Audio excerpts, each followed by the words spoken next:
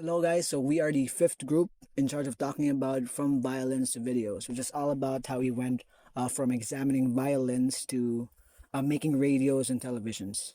Now I am Jules Capala and here with me today are Joshua Vidagan. and Dean Marco Tanogo.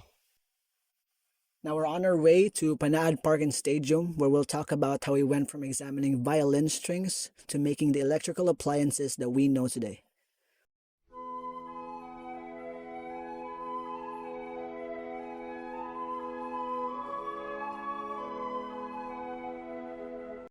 So we're finally here in Panad Park and Stadium.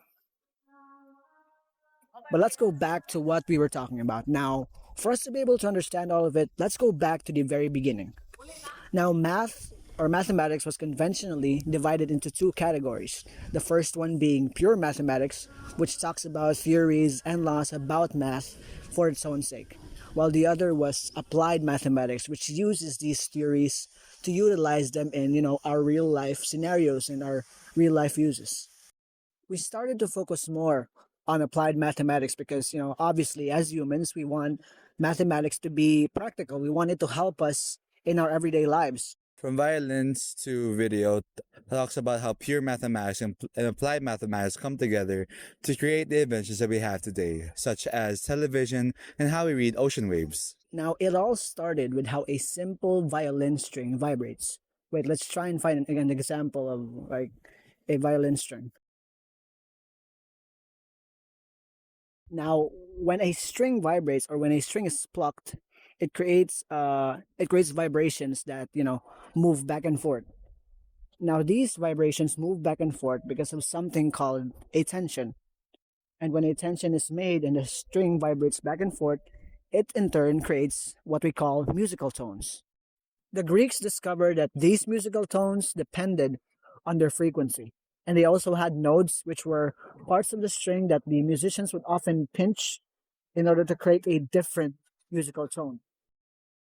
In 1746, D'Alembert proved that the string wave was not limited to only sine curve, which was thought to be its only shape.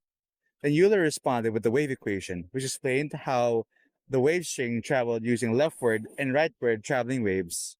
That plucking one side of the string created waves on that side, and you could overlay this wave by plucking on the opposite side. We call this superposition. This meant that you could quickly create different musical notes while changing from one tone to the other. So we are now currently outside Panad because for some reason we needed an approval for us to be there. But the vlog continues.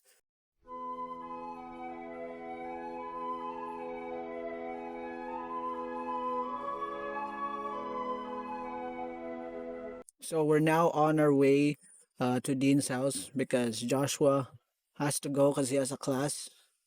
So we're on our way there to get Dean an umbrella. So this time Euler made another wave equation.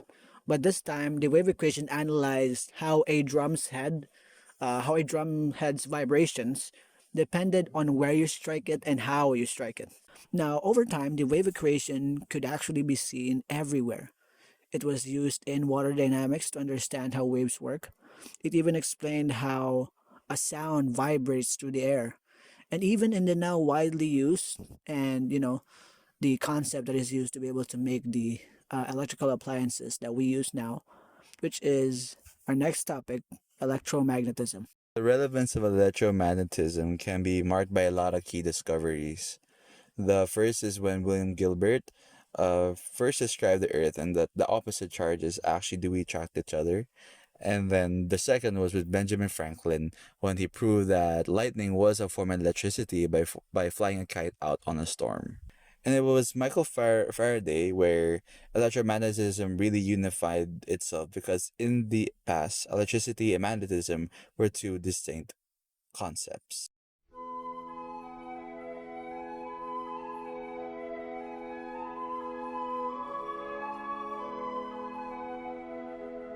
Now, Faraday did this through his experimentations, where he actually showed that electric currents could actually produce magnetic fields.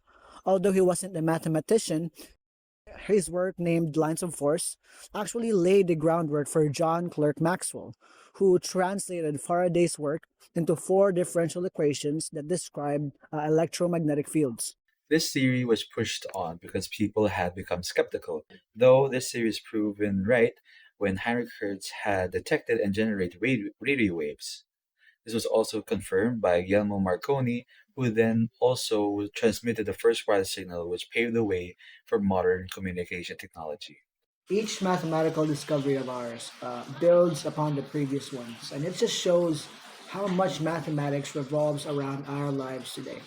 So the next time we use our smartwatches for jogging, or use our cell phones for scrolling through social media, let's appreciate the mathematics that made it possible. Appreciating how we went from violins to videos.